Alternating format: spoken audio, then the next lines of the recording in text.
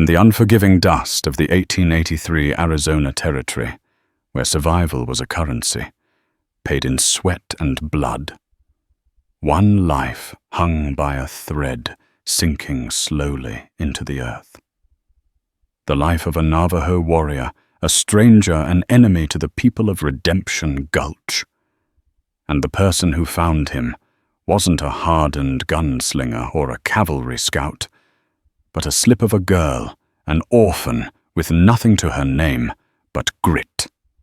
The choice she made in that moment, to help or to flee, would do more than save one man. 5 days later, it would bring an entire nation to the doorstep of her town. Not for war, but for a reason no one least of all her could have ever predicted. This is the story of that choice and the reckoning that followed. The sun was a merciless hammer over the Arizona Territory, beating down on the cracked earth and bleaching the very life from the landscape. For 16-year-old Kaylee Ellison, the heat was just another layer of the oppressive silence that defined her existence. She was an orphan, a ghost haunting the edges of Redemption Gulch, a town that was itself dying a slow, thirsty death.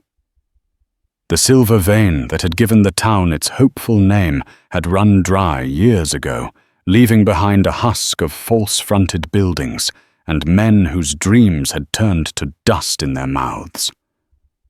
Kaylee's guardian, if one could call him that, was her mother's brother, a man named Horace Bartholomew.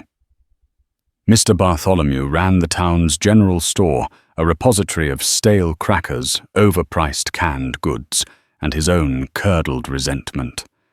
He had taken her in after the cholera epidemic of '79, had claimed her parents, and he never let her forget the burden she represented.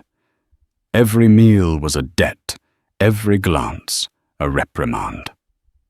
Her only solace was the wilderness, not the town with its wary eyes and whispered judgments, but the sprawling, dangerous beauty of the desert beyond. There she was not Bartholomew's charity case.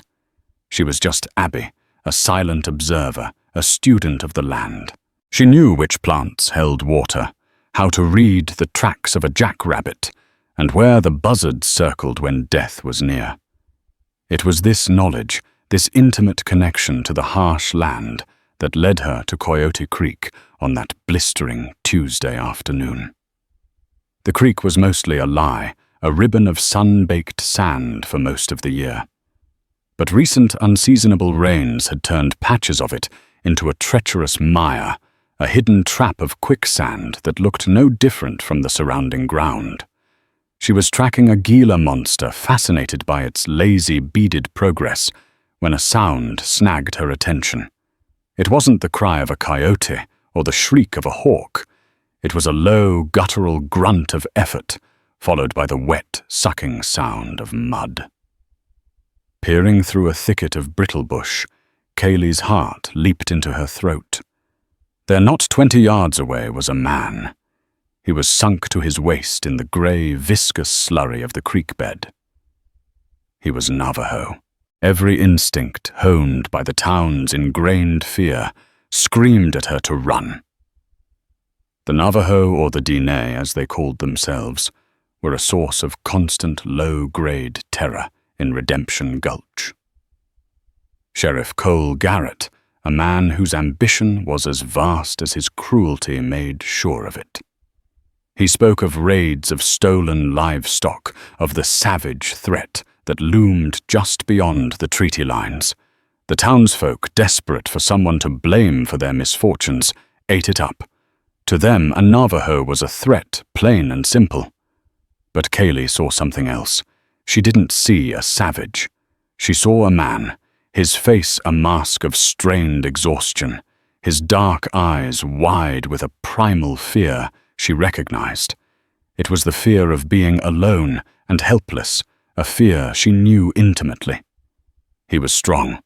His bare arms and shoulders were corded with muscle, and a beautiful turquoise necklace lay stark against his sweat-sheened skin. But the quicksand was stronger. Every time he struggled, it sucked him deeper. He had a rope, a lariat of braided horsehair, but the nearest solid anchor, a gnarled mesquite root, was just out of his reach. He would thrash grunt and sink another inch, the mud greedily claiming him. She watched for a full minute, her mind a battlefield. Mr. Bartholomew's voice echoed in her head, spitting warnings about redskins. Sheriff Garrett's smug, cold face swam in her vision. Let him die, a part of her whispered. It's not your business. It's safer, but then the man's head slumped forward in defeat, his breath coming in ragged gasps. He was giving up. He was choosing to die. And Kaylee, who had fought every day just to exist, could not stand to watch it. Taking a deep breath, she broke from cover. The man's head snapped up his eyes instantly, wary, hostile. He saw a scrawny girl in a faded calico dress, her blonde hair bleached by the sun and tied back with a piece of twine. He didn't relax. "Don't move," she said, her voice raspy from disuse. It was a stupid thing to say. Of course he couldn't move. She corrected herself. "Stop fighting it. You'll only sink faster." He stared at her, saying nothing. His silence was a wall. She could see the handle of a knife tucked into his deerskin leggings. He didn't trust her, and he had no reason to. Kaylee scanned her surroundings, her mind working with the pragmatic clarity the wilderness had taught her. The mesquite root was the key. His rope was too short. But there were other resources. Her eyes landed on a long dead branch of a palo verde tree, bleached white by the sun.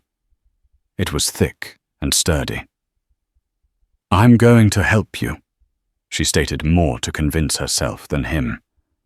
She pointed to the branch, then to him, then to the root. She mimed tying her own rope, a simple length of hemp she always carried to the branch, and pushing it to him. He watched her, his expression unreadable. Getting the branch was a struggle. It was heavy and awkward, but she managed to drag it to the edge of the mire. She securely tied her hemp rope around one end. Now came the most dangerous part. She had to get close enough to pass it to him without getting trapped herself. She lay on her stomach, distributing her weight, and slowly, painstakingly pushed the branch out over the quicksand. It wasn't long enough. His eyes met hers, and for the first time she saw a flicker of something other than suspicion. It was a shared, desperate frustration. He pointed with his chin toward his own lariat, then at the end of her branch. He wanted her to create a chain. It was a risk. He could use the rope to pull her in. The thought sent a cold spike of fear through her. But looking at his face, at the profound weariness etched around his eyes, she made her choice. She trusted him.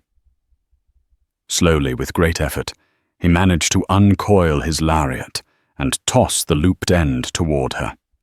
It fell short. He tried again, and again. Sweat poured down his face, his muscles quivering with the strain. On the fourth try, the loop landed on the very tip of the palo verde branch. Carefully, Kaylee worked it down until it was secure. Now they had a connection. She crawled back to the solid ground, her heart pounding. She looped her end of the hemp rope around the thickest part of the mesquite root, pulling it taut. "Now," she called out. "Pull slowly, use the branch to lift." He understood. He gripped the wooden branch, and using it as a lever, he began to work his body upward, coordinating his pulls with the rhythm of his breathing. Kaylee, for her part, held the rope with all her might, her small frame braced against the root, her knuckles white. The mud made a grotesque releasing sound with every inch he gained. It was agonizingly slow. The sun beat down. Insects buzzed in the oppressive air. The only sounds were his strained breaths and the sucking of the sand. It took the better part of an hour. Finally, with one last desperate heave, he pulled his hips free. He was crawling now, exhausted, moving like a wounded animal through the shallows until he collapsed onto the hard, dry bank covered in grey sludge, trembling violently. Kaylee didn't approach him. She stayed by the root, her own body shaking with adrenaline and relief. For a long time he just lay there, his chest heaving. When he finally pushed himself up to a sitting position, he looked at her. The hostility was gone, replaced by a deep, soul-shaking weariness, and something else. Something that looked like awe. He spoke, his voice a low gravel. The words were in his own tongue, the Diné language, and she didn't understand them. But the tone was universal. It was a tone of profound, unbelievable gratitude. He then switched to broken, heavily accented English. "You save me." Kaylee just nodded, suddenly feeling shy and overwhelmed. "You were stuck." He looked at the setting sun, then back at her. He knew, and she knew, that he would have died. Exposure, dehydration, or a predator would have claimed him by morning. He owed her his life. He pushed himself to his feet, swaying slightly. He was caked in drying mud, which was already cracking on his skin. He needed water. He needed rest. And he was miles from his own people in territory that was deeply hostile to him. "I am Kay," he said, touching his chest. "Kaylee," she replied softly. He nodded, committing the name to memory. He looked around at the vast, darkening landscape. He was vulnerable. Kaylee saw it, and the same protective instinct that had made her help him now surged again. She couldn't just leave him here. The sheriff and his men sometimes rode patrols this far out. If they found him weak and alone, they would kill him or drag him back to town to be made an example of. She thought of the small hidden cave she'd found a year ago, a fissure in a rock face half a mile away, concealed by a curtain of overgrown desert willow. It was dry and safe. "Come," she said, making a decision that would irrevocably alter the course of her life. "I know a place. You can rest. It's safe." Kay looked at this strange, pale girl who had appeared from nowhere and pulled him from his grave. He saw no deception in her clear blue eyes. He saw only a strength that mirrored the harshness of the land she called home. With a slow, solemn nod, he agreed. He was putting his life in her hands for the second time in a single day. As dusk began to bleed purple and orange across the horizon, the orphan girl and the Navajo warrior disappeared into the shadows of the canyons, leaving the greedy mud of Coyote Creek behind them. The cave was exactly as Kaylee remembered, a cool, dark breath against the day's lingering heat. It was small, no bigger than the pantry in Mr. Bartholomew's store, but the floor was smooth stone, and it was utterly hidden from the outside world. She helped Kay inside his body, still trembling with exhaustion and the chill of the evaporating mud. For the first day, they barely spoke. Language was a barrier, but survival was a bridge. Kaylee knew he needed water above all else. She left him in the cave and made her way to a hidden seep spring she knew of, using a canteen she'd borrowed from the store months ago. When she returned, Kay was trying to scrape the caked mud from his skin with a flat stone. His movements were slow, pained. She offered him the canteen. He drank deeply, his eyes closing in gratitude. The water seemed to bring a sliver of his strength back. He looked at his muddied clothes and body with disgust. Kaylee understood. She pointed to a pool of relatively clear water downstream from the spring. He nodded, and with a quiet dignity limped out of the cave and toward the water to wash. While he was gone, Kaylee foraged. Her years of solitary exploration had made her a walking almanac of the desert's meager offerings. She gathered a handful of sweet mesquite beans, dug up the starchy roots of a yucca plant, and found a patch of wild onions. It wasn't a feast, but it was sustenance. By the time Kay returned cleaner, but still looking gaunt, she had a small, smokeless fire going in the deepest recess of the cave, using dry wood that wouldn't betray their position. She roasted the yucca root in the coals. They ate in silence, the only sounds the crackle of the fire and the whisper of the wind outside. Kay watched her with an unnerving intensity. He was trying to understand her. Why had she helped him? What was a girl like her doing so far from the white man's town, so comfortable in this harsh world? Meanwhile, in Redemption Gulch, a different kind of fire was being stoked. Sheriff Cole Garrett stood on the porch of the saloon, a tall, imposing figure with a silver star pinned to a dusty black vest. His eyes, the color of a winter sky, scanned the faces of the anxious townsfolk. "He's been gone 2 days," a portly man named Peterson, who ran the smithy, declared. "Frank Miller ain't the type to just wander off. He went prospecting up near Coyote Creek, and he ain't come back." Frank Miller was a known drunk and a fool, but he was there, drunk and fool. Garrett let the tension build his expression grave. "I've seen tracks," he said, his voice carrying in the still air. "Unshod pony, heading east toward the nation." A murmur went through the crowd. It was the spark Garrett had been waiting for. For months, he'd been in secret correspondence with a Mr. Corrigan of the Arizona Land and Cattle Company. Corrigan had offered Garrett a substantial sum, enough to make him a king in this dying town if he could clear the nearby treaty lands. The company had geologists who believed a significant copper deposit lay under the Navajo grazing grounds, far more valuable than the played-out silver of Redemption Gulch. But they needed a reason, a justification to break the treaty and move in. A murdered prospector was the perfect excuse. Frank Miller conveniently had a habit of disappearing on drunken sprees. Garrett had simply encouraged him on a much longer one, paying him to lie low in a town 100 miles away.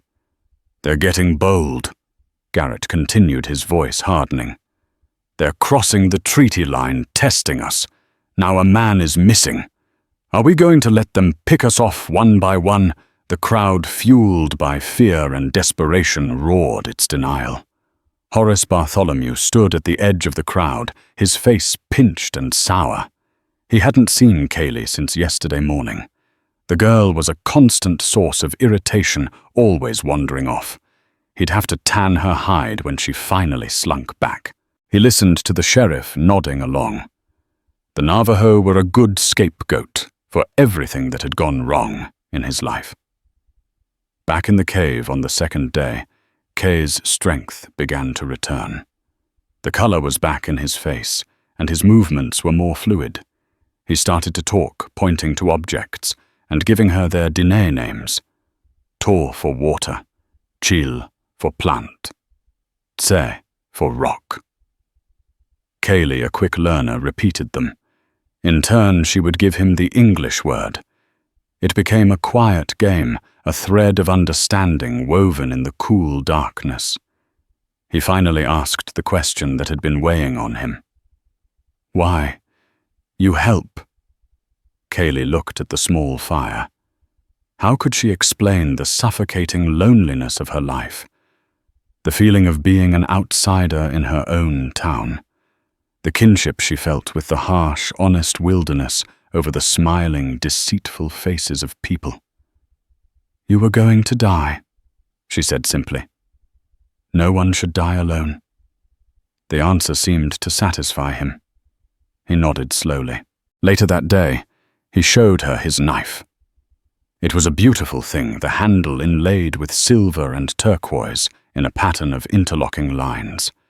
He explained through a combination of words and gestures that it represented the bond between Nahima Mother Earth and Yadu Hu Father Sky. He was not a warrior he tried to convey. He was a Hata'owi in training a medicine man, a singer of the sacred chants. He had been on a solitary journey to find a specific plant, a rare mountain herb used in a healing ceremony when he had been tracking an eagle and stumbled into the creek. The revelation shifted Kaylee's perception of him. He was not just a man. He was a spiritual leader, a keeper of his people's ways. His life was important, not just to him, but to his entire community. That night, a fever took hold of him. A deep, racking cough shook his body, a consequence of inhaling the foul water of the quicksand. His breathing grew shallow and ragged. Panic seized Kaylee. She couldn't take him to Doc Albright in town. They'd hang him before the doctor could even look at him. She drew on her own knowledge. She remembered her mother during the cholera outbreak, brewing a tea from willow bark for the fever. It was a desperate memory, hazy with grief, but it was all she had. She left the feverish Kay in the cave and slipped out into the moonlight. She found a small stand of desert willow and stripped bark from the branches.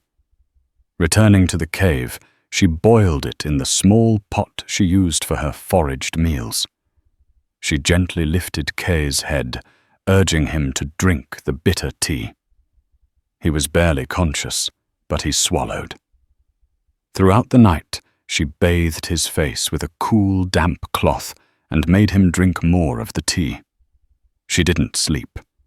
She sat by his side, watching his chest rise and fall, her small fire, the only other living thing in the darkness. She was terrified.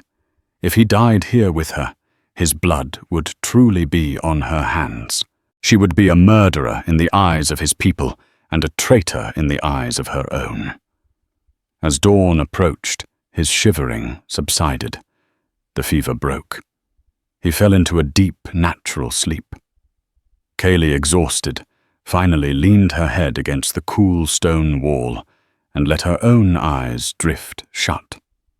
She was awakened hours later by a hand on her shoulder.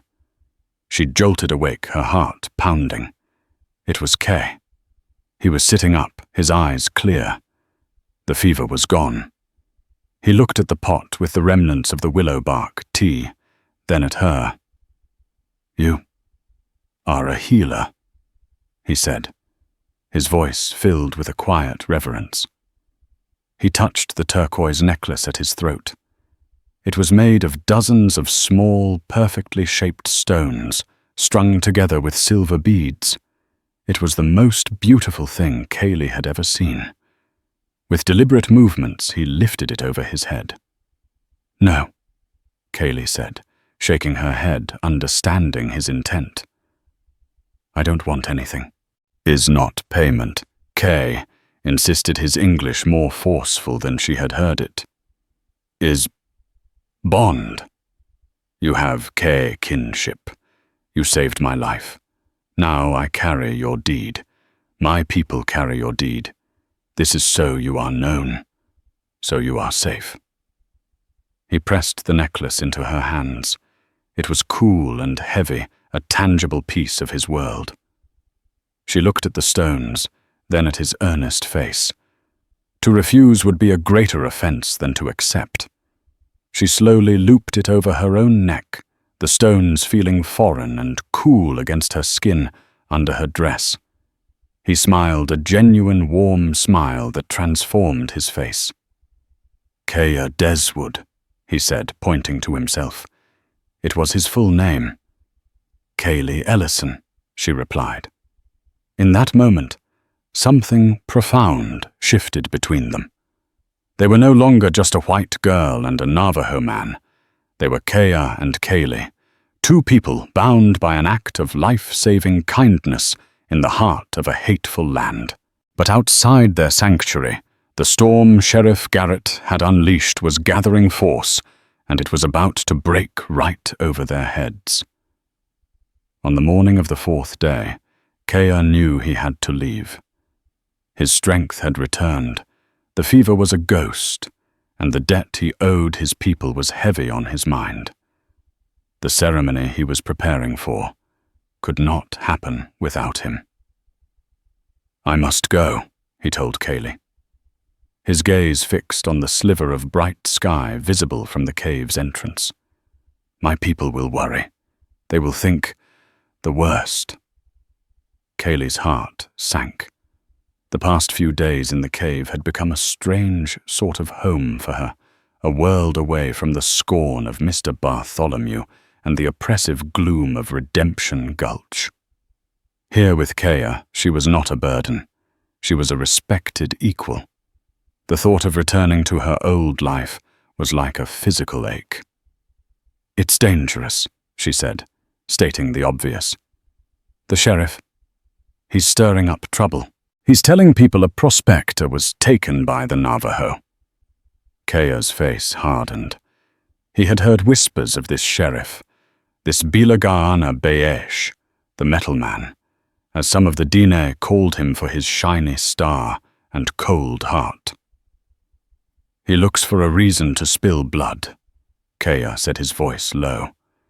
"He wants the land under our feet. This missing man. It is a lie.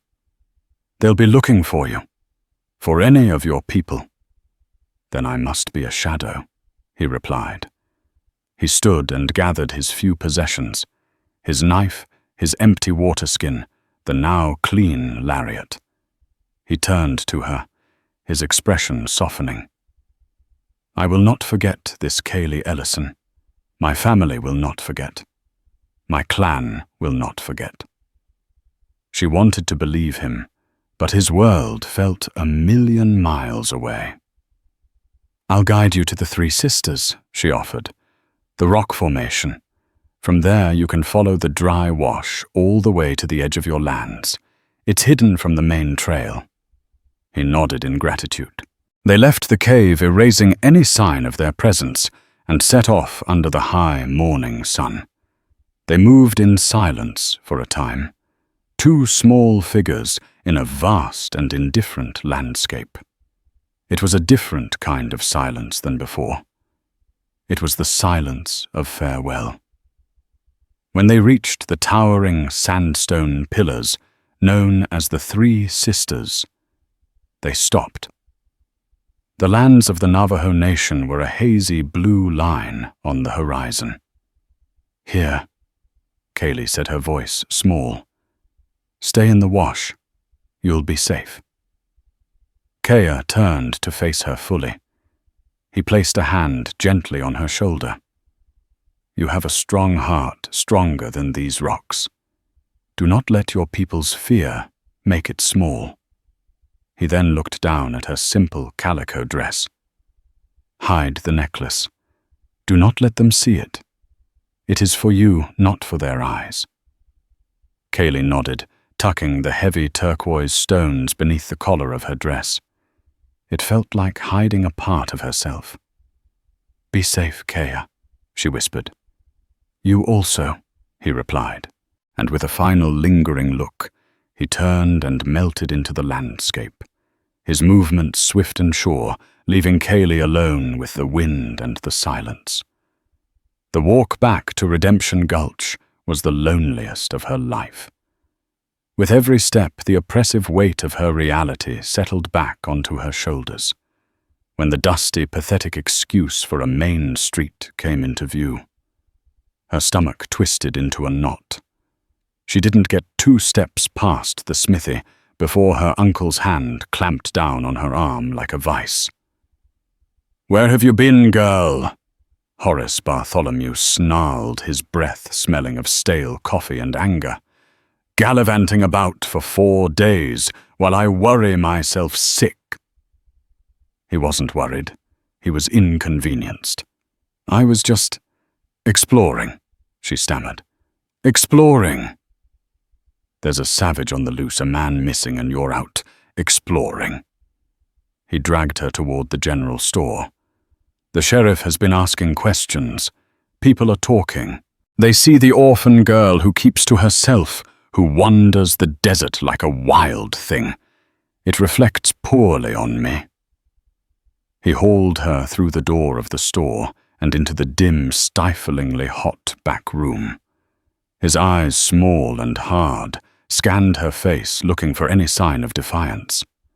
You're a curse, that's what you are. Just like your father with his head in the clouds, and no mind for practical things. That's not true, Kaylee shot back, her spirit flaring. His face darkened at her tone. Don't you talk back to me. His eyes fell to her neck, where the lump of the necklace was barely visible under the fabric. Before she could react, he hooked a finger into her collar and yanked. The turquoise necklace came tumbling out, stark and brilliant against her pale skin. Bartholomew stared at it, his jaw dropping. He recognized the craftsmanship. It was Navajo work, and it was valuable. His eyes shot to her face, a dawning, monstrous suspicion twisting his features. Where did you get this? He breathed, his voice a venomous whisper. I found it. She lied, her heart hammering against her ribs. Liar, he spat. You were with him, weren't you? The savage. You've been with a Navajo. The accusation hung in the air, thick and poisonous. To him, there was only one reason a Navajo would give a white girl such a gift, a reason that made his blood run cold with shame and fury. Before she could deny it, Sheriff Garrett strode into the back room, his boots loud on the wooden floorboards. He'd seen Bartholomew drag Kaylee in, and his instincts for trouble were sharp. Having some family trouble, Horace. Bartholomew pointed a trembling finger at Kaylee. Look, he screeched, holding up the necklace for the sheriff to see. She's been with one of them for 4 days. This is how she pays for her keep, by consorting with savages. Garrett's cold eyes fixed on the necklace, then on Kaylee's terrified face. A slow, cruel smile spread across his lips. This was better than he could have ever planned. This was not just a justification. It was a rallying cry. So, the sheriff said softly, circling her like a predator. The little orphan girl has a secret friend. He snatched the necklace from Bartholomew's hand. This is fine work. A gift, was it, from the man who killed Frank Miller? He didn't kill anyone, Kaylee cried out, her fear eclipsed by a wave of protective fury. His name is Kea, and he was trapped. I saved his life. Garrett laughed, a short, ugly sound. You saved him. A likely story. I think you guided him. I think you helped him escape. You're a traitor, girl, a traitor to your own kind. He turned to Bartholomew. She knows where they are. She can lead us right to them. Kaylee's blood ran cold. No, I won't. Oh, I think you will, Garrett said smoothly. But then another better idea formed in his mind. Taking her would be complicated, but leaving her behind, after whipping the town into a frenzy with the story of her betrayal, that was far more potent. Lock her up, Horace, Garrett commanded. Put her in the cellar. Don't let her out until we get back. We have a posse to form. The cellar, Bartholomew stammered, looking suddenly fearful. Do it, Garrett ordered, his voice dropping to a dangerous growl. Or I'll start asking questions about your ledger books. That was enough. The color drained from Bartholomew's face. He grabbed Kaylee's arm again, his grip now desperate. He dragged her, kicking and protesting, to the heavy wooden door of the root cellar at the back of the store. Uncle, please, don't do this, she begged. You're sending them to their deaths. They haven't done anything!" He wouldn't meet her eyes. He shoved her into the damp, dark space, and with a heavy thud, slid the thick iron bolt into place. Kaylee was plunged into darkness.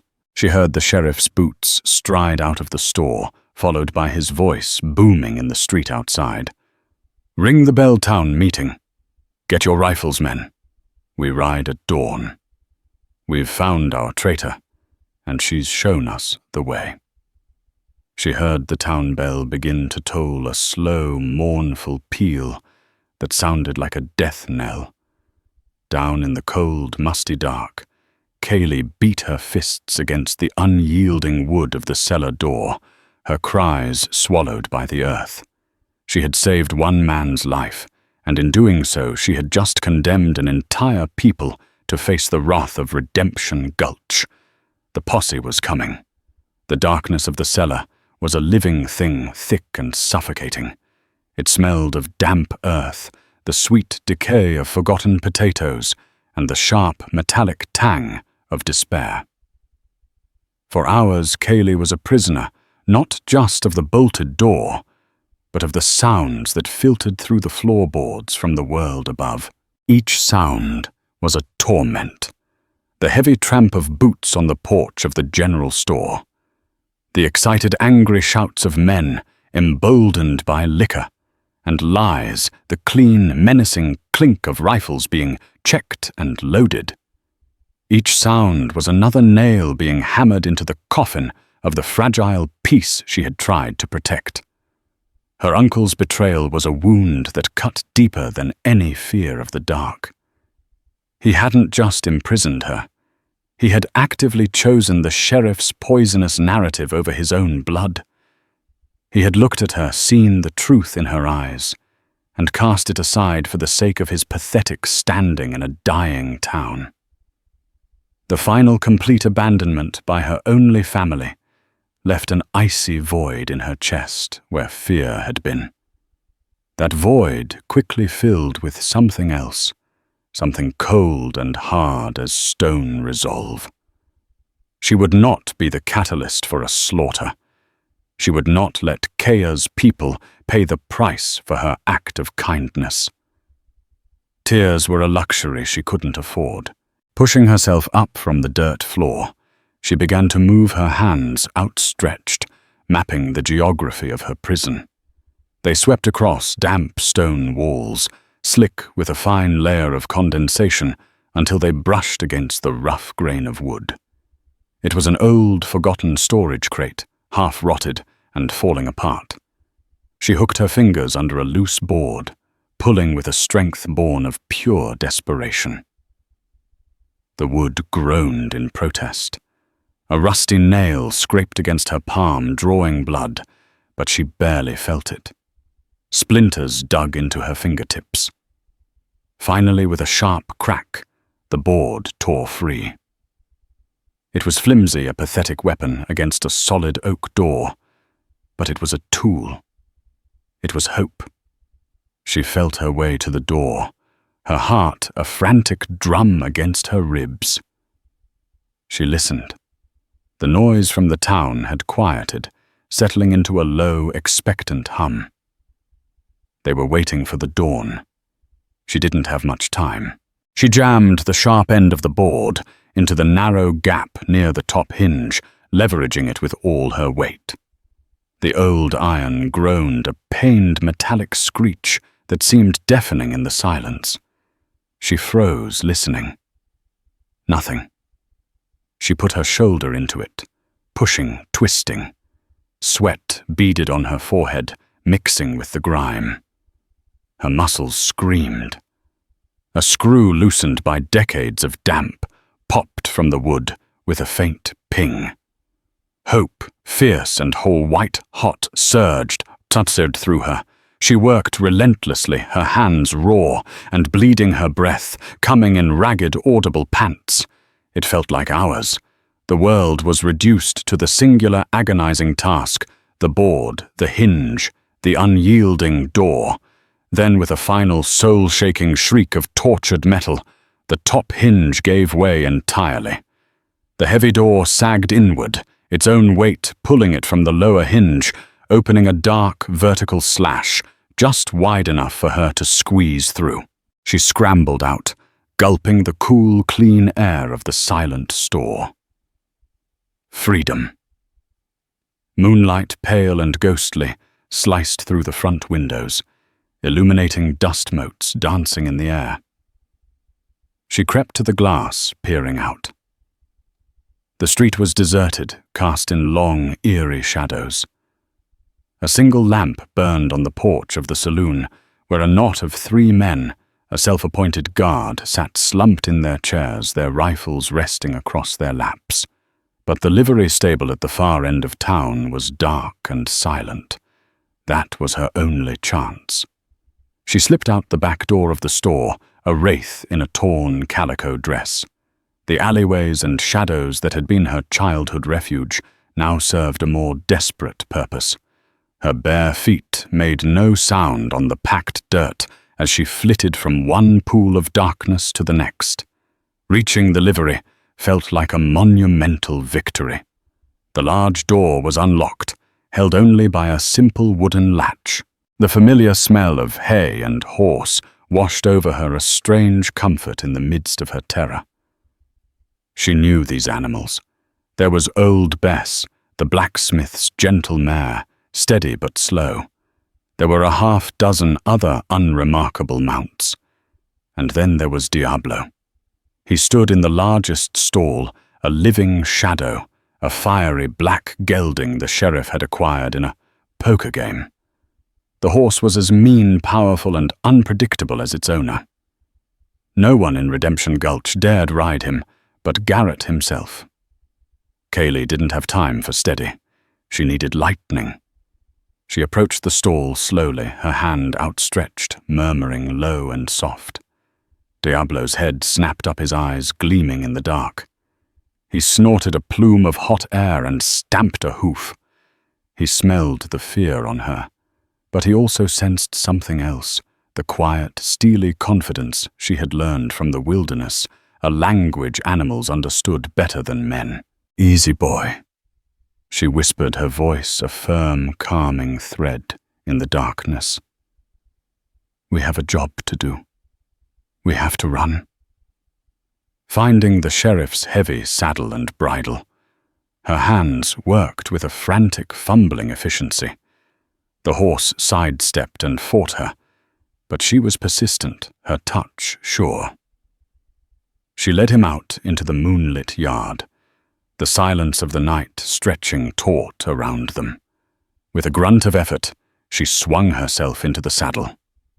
For a moment, she thought the gelding would throw her, but she held on her small frame, anchored by sheer will. She urged him not toward the main trail, but straight out into the open desert, toward the jagged black moor of the canyons. The race had begun.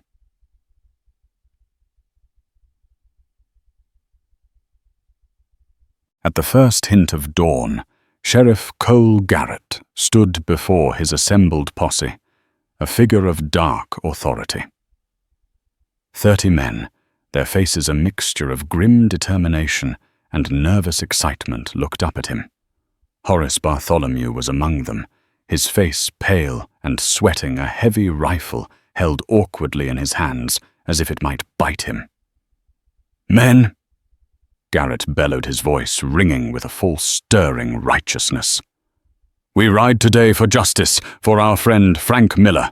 We ride to show the Navajo that they cannot cross our lands, harm our people, and then hide behind a treaty written on paper.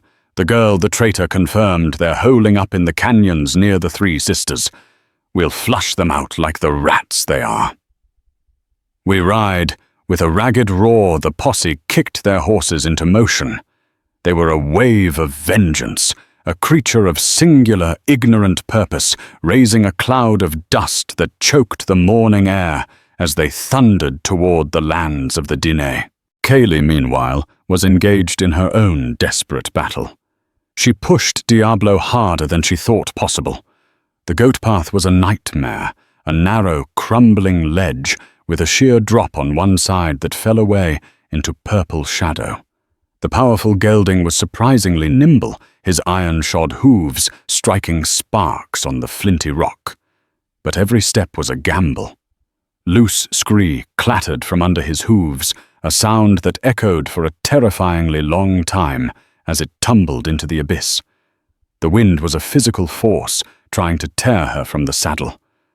The sun climbed a merciless eye in the sky, beating down on her. Her throat was a desert of its own, raw and parched. Her body was a symphony of aches. But she didn't slow. In her mind's eye, she saw two things: Kaya's calm, trusting face and Sheriff Garrett's cruel, triumphant sneer. The images fueled her. She clung to Diablo's mane, her knuckles white, and rode on. She finally cleared the canyons, just as the sun reached its zenith, bursting onto a high mesa that overlooked the wide plain. Diablo was lathered in sweat, his flanks heaving. Below her, she saw them. The posse. They were a dark centipede crawling across the ochre desert floor, still a few miles from the treaty line, a demarcation marked by a series of whitewashed stone pillars. She had beaten them. A wave of relief so powerful it almost buckled her, washed through her. But it was followed by a dreadful sense of impotence.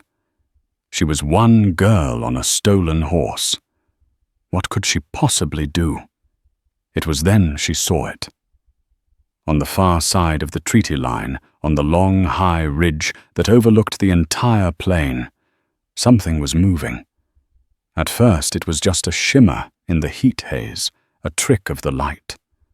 Then the shimmer resolved into definite shapes. A rider on a pony. Then another. Then 10, 20, 50, 100. Within minutes, the entire length of the ridge was lined with them. It was the Navajo. They sat on their ponies in a silence that was more profound and menacing than any war cry.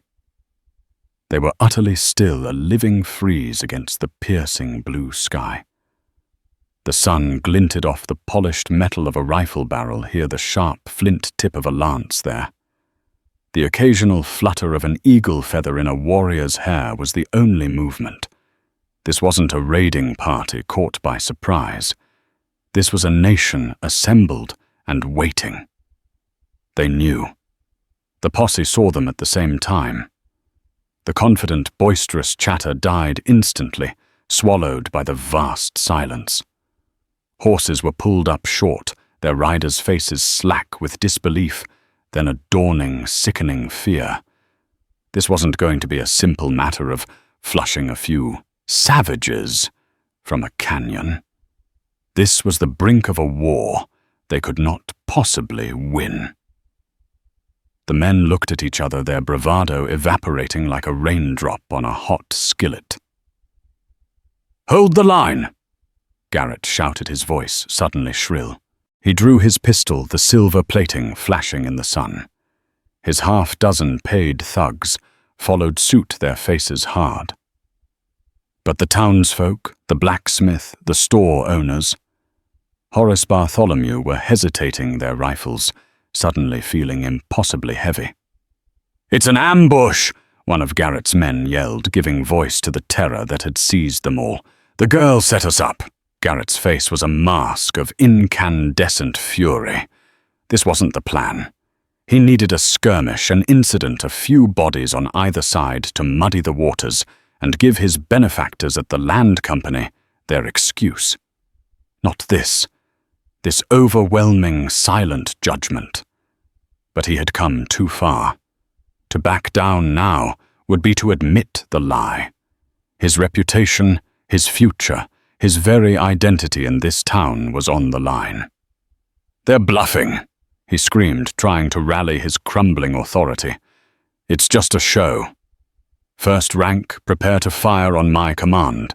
From the ridge, a single rider detached from the main body and began to ride slowly, deliberately down the slope. He carried no rifle. His hands were open at his sides. A single eagle feather was tied in his long, dark hair. As he drew closer, Kaylee's breath caught in her throat. It was Kea. He rode with an unassailable dignity, his back straight, his gaze sweeping over the posse with a calm, assessing power. He was not the exhausted man she had pulled from the quicksand. He was Naat Ani, a leader, the embodiment of his people's will. He halted his pony just on his side of the whitewashed treaty stones. Garrett, seeing his target, his scapegoat raised his pistol, aiming it directly at Kea's heart. "That's him, the killer fire," he roared. But before a single finger could tighten on a trigger, a new sound cut through the suffocating tension, the frantic, desperate drumming of hoofbeats from the side.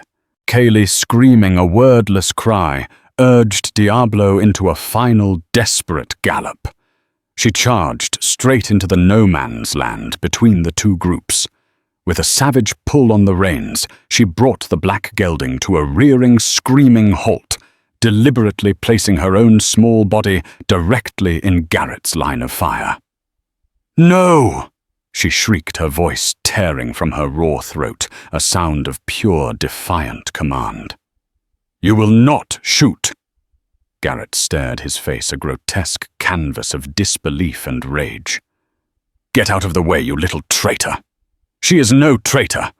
A new voice called out, clear and strong, carrying across the plain with an authority that silenced all others. It was Kea. He looked past Garrett, his eyes locking onto the faces of the terrified townsfolk. "She is Jilgai, the one who saved me." He sat taller in his saddle. "I am Kea Deswood of the Todich Aini clan. 4 days ago I was trapped in the sinking mud of your creek. I would be dead, my bones bleaching in the sun, if not for this girl." She did not help a Navajo. She helped a man. She showed Kay the sacred bond of kinship when your lawman preaches only hate. She asked for nothing in return. A confused murmur rippled through the posse. The men looked from Kaylee's fierce, dust-streaked face to Kea's noble bearing, and then to the silent, watching nation on the ridge. The foundations of Garrett's lie began to crack. "He's lying to save his skin," Garrett bellowed, his voice cracking with desperation. "He killed Frank Miller. The girl is his whore. Look!" He fumbled in his vest pocket, pulling out the turquoise necklace. He held it up for all to see, a flash of brilliant blue against the dusty landscape. "This is his payment for her treason." Kea's eyes narrowed. That was not payment.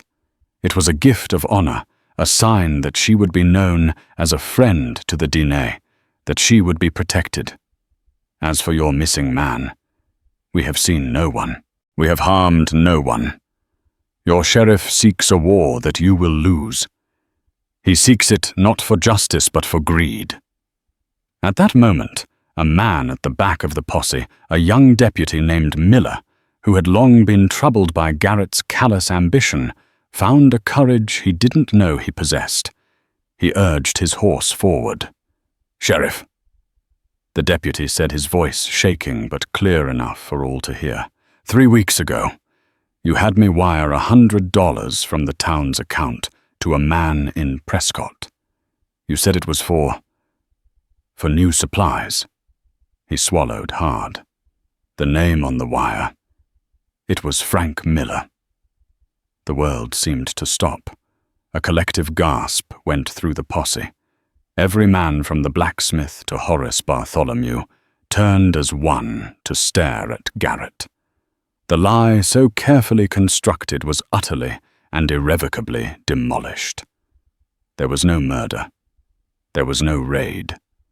There was only the sheriff's stinking, corrupt ambition. Garrett's face went from white to a blotchy apoplectic purple. He was ruined, exposed. His authority, his power, His entire world had crumbled to dust in a single sentence, with a primal scream of pure, unadulterated fury. He swiveled his pistol, his eyes wild with hate. He aimed it not at Kea, the man who had outmaneuvered him, but at the source of his ruin, the small, defiant girl who had started it all. He aimed it at Kaylee. He never fired the shot. From the silent line on the ridge, there was a single, almost imperceptible movement. An old man, his face a road map of wrinkles, had raised a long rifle with a speed that defied his age. There was a single, sharp crack, a sound less like a gunshot and more like a stone splitting in the heat. Garrett's pistol, as if struck by an invisible hammer, flew from his grasp. He screamed a high, thin sound of shock and pain, clutching a hand that was suddenly a mangled wreck of blood and bone. The standoff was over. The lie was broken, instantly. Two of Garrett's own townsmen, not his paid thugs, who were already looking for an escape, surged forward, grabbing the fallen sheriff and hauling him from his horse. Kea rode forward, crossing the line of whitewashed stones. He stopped his pony beside Kaylee's panting gelding. He didn't look at the chaos of Garrett's capture or the stunned, ashamed faces of the posse. He looked only at her. The wind whipped a strand of hair across her face, but her eyes were clear and steady. "A strong heart," Kea said, his voice soft, a small, profound smile touching his lips. "Stronger than rocks."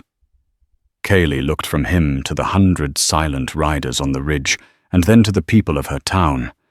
They were no longer looking at her with scorn or suspicion. They were looking at her with a dawning, humbling awe. 5 days ago, she had been an orphan, invisible and alone. Today she had stopped a war. The entire tribe had arrived not for vengeance, but to bear witness to the truth and to honor the sacred bond she had forged with one of them in the sinking mud. In the quiet aftermath, justice was swift.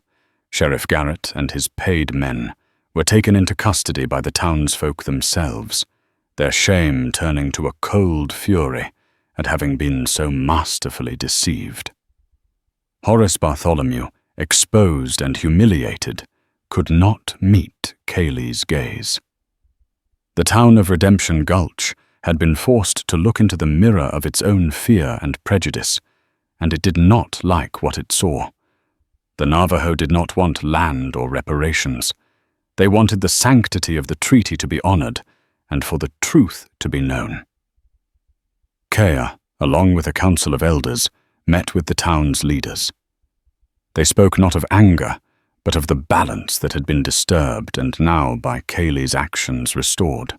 As a final gesture, an elder woman with eyes that held the wisdom of generations formally offered Kaylee a place among them, a home in the heart of the Diné nation, not as a guest, but as family.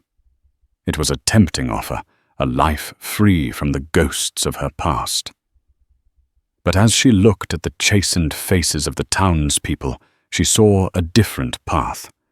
She politely declined, choosing instead to stay.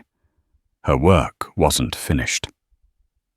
Redemption Gulch, like its name suggested now, had a genuine chance at redemption, and Kaylee realized she was no longer an outsider, but the very seed from which a new, more honest community could grow. She had found her place not by running from her world, but by bravely forcing it to become better. If this story of unknightly courage and the bonds that can bridge any divide moved you, please show your support. Hit that like button, as it truly helps our channel grow. Share this story with someone who needs a reminder of the incredible power of a single act of compassion.